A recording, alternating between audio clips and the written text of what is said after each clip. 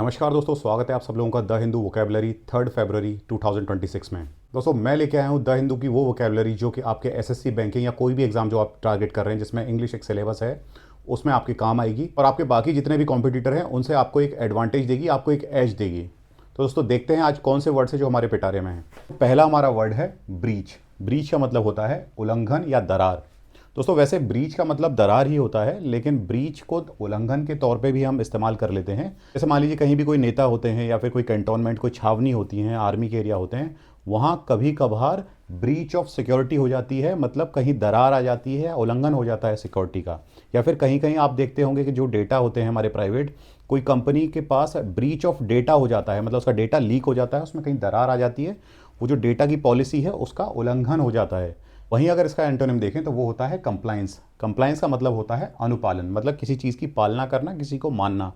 मतलब जैसे दोस्तों अगर मान लीजिए हम किसी कंपनी में काम करते हैं, किसी ऑर्गेनाइजेशन में काम करते हैं, किसी देश में रहते हैं, तो हमें उसके रूल्स रेगुलेशन, जो उसके नियम कानून हैं, उनकी स्ट्रिक्टली कंप्लायंस करनी चाहिए, उनका अनुपालन करना चाहिए, उन्हें मानना चाहिए।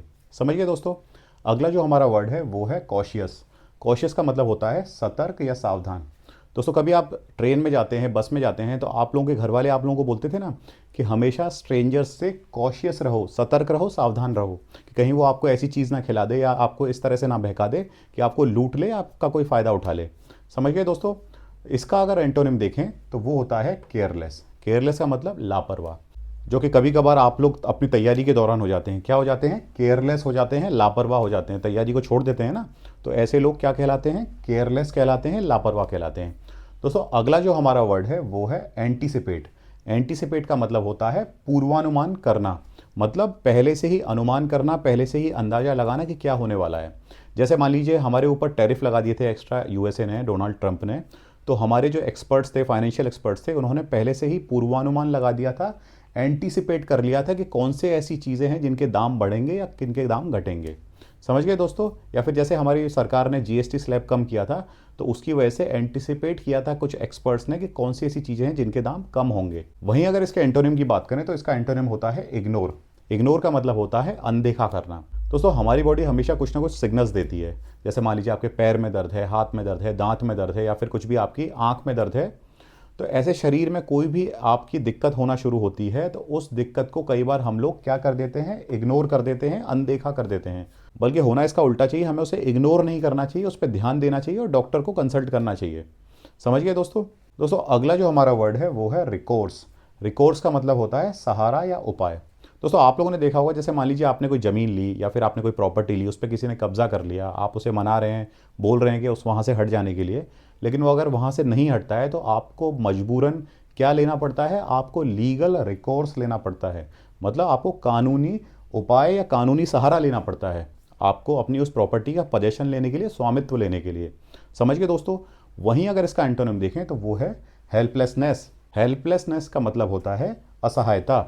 जैसे मान लीजिए कहीं भी बाढ़ आती है या फिर कहीं भूकंप आता है या सुनामी आती है, तो तब उस टाइम वहाँ की जनता क्या फील करती है?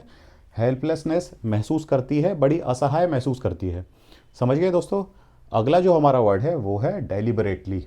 डेलिबरेटली का मतलब होता है जानबूझकर। दोस्तों आप लोगों ने देखा होगा ना, कई लोग बाइक चलाते हैं या कार चलाते हैं तो डेलिबरेटली सिग्नल तोड़ देते हैं, जानबूझकर सिग्नल तोड़ देते हैं। वैसे ऐसा करना बहुत गलत है, क्योंकि आपको ट्रैफिक नियमों का स्ट्रिक्ट कंप्लायंस करना चाहिए, अनुपालन करना चाहिए। इसीलिए आपको डेलिबरेटली मतलब जानबूझकर आपको क्या नहीं करना चाहिए? आपको सिग्नल्स नहीं तोड़ने चाहिए। समझ गए दोस्तों। वहीं अगर इसके एंटोनिम की बात करें तो इसका एंटोनिम होता है एक्सीडेंटली। एक्सीडेंटली का मतलब होता है गलती से।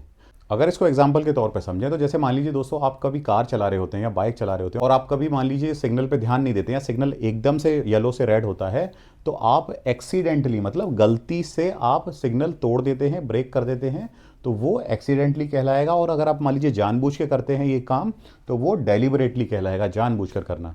समझ गए दोस्तों। तो अगला जो हमारा वर्ड है वो है अंडरस्कोर। अंडरस्कोर का मतलब होता है जोर देना या रेखांकित करना। वैसे इसका शाब्दिक अर्थ देखा जाए तो अंडरस्कोर का मतलब रेखांकित करना होता है।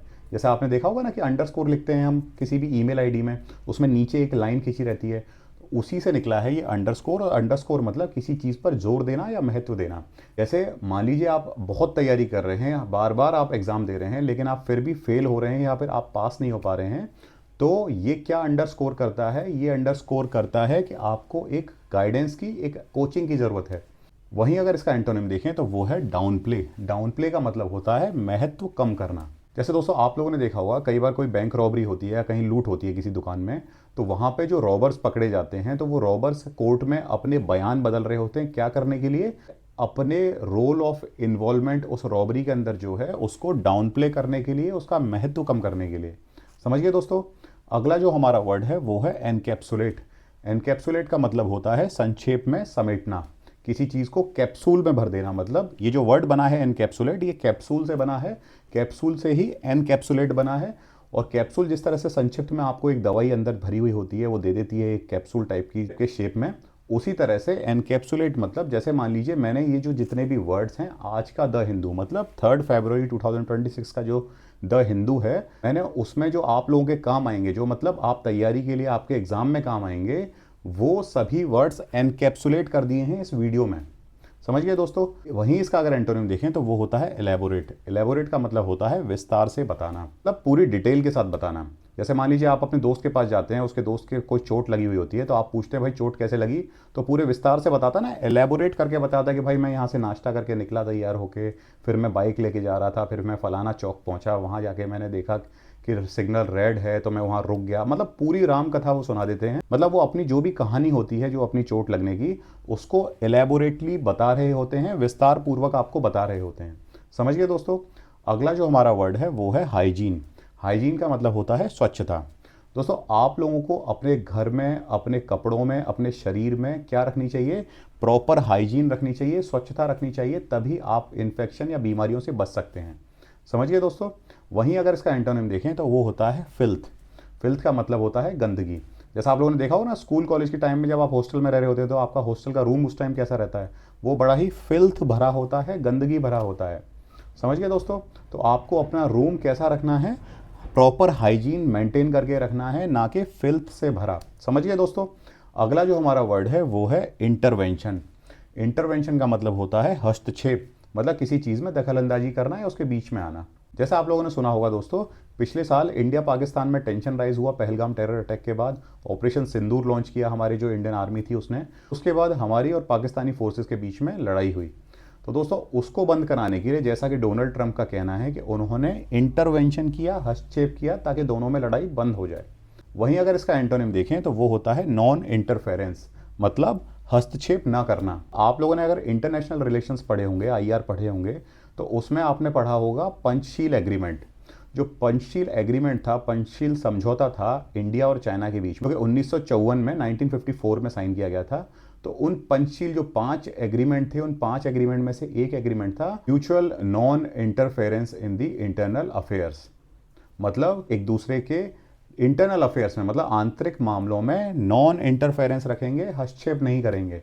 समझ गए दोस्तों? अगला जो हमारा वर्ड है वो है ओनस। ओनस का मतलब होता है जिम्मेदारी या दायित्व। दोस्तों जैसे अब हम जवान हो चुके हैं, हमारे माँ बाप बूढ़े होते जा रहे हैं, उनकी प्रॉपर केयर करना, उनकी देखभाल करना क्या हमारा ओनस है या नहीं? है ना? बिल्कुल। अपने से बड़ों की और अपने बड़े बूढ़ों की जिम्मेदारी उठाना, उनकी देखभाल करना हमारा ओनस है, मतलब हमारी जिम्मेदारी है, हमारा दायित्व है। समझ गए दोस्तों? वहीं अगर इसका एंटोनिम देखें तो वो होता है एग्जेम्पशन। एग्जेम्पशन का मतलब छूट। जैसे मान लीजिए आप लोगों ने सुना होगा दोस्तों, कई सारे छोटे किसान होते हैं, वो कर्ज ले लेते हैं बैंक से, तो कई बार सरकार क्या करती है, उनको टैक्स एग्जेम्पशन दे देती है, टैक्स में जो कर होता है उसमें छूट दे देती है। तो ये थे हमारे आज के वर्ड्स। और आपको अगर मान लीजिए कोई क्वेरी हो, कोई क्वेश्चन हो, या फिर आपको कोई डाउट हो तैयारी रिलेटेड, तो आप मुझे कमेंट कर सकते हैं, मैं उसका पूरा जवाब दूंगा। और अगर मान लीजिए उस पर पॉसिबल हुआ तो मैं पूरी वीडियो भी बनाऊंगा। और इस वीडियो में बताए हुए सारे वर्ड्स को मैंने अपने डिस्क्रिप्शन बॉक्स में पेस्ट कर दिया है, ताकि आपको रिवीजन में कोई परेशानी ना हो। इसी के साथ इस वीडियो को समाप्त करते हैं और मिलते हैं आपसे नई वीडियो में। तब तक मैं आप लोगों से विदा चाहूंगा। जय हिंद, जय श्री राम।